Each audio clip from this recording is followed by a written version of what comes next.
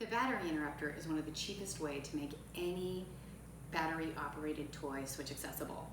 They come like this that works with AA and AAA, and they come with a slightly larger one that works with C and D. It doesn't work with 9 volts and it doesn't work with watch batteries.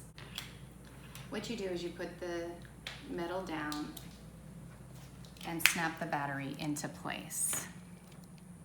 Now when you hit the switch, it works.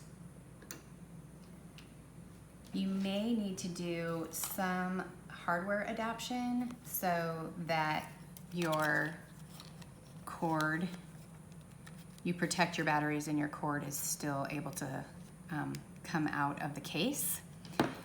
And we did it here with the bubble machine as well. You only have to interrupt one battery for the bubble machine to be switch accessible. When you're doing battery interrupters, consider that if you're visually impaired, you might want to try a toy that vibrates. If you're hearing impaired, you might want to consider a toy that is visually stimulating. Have fun!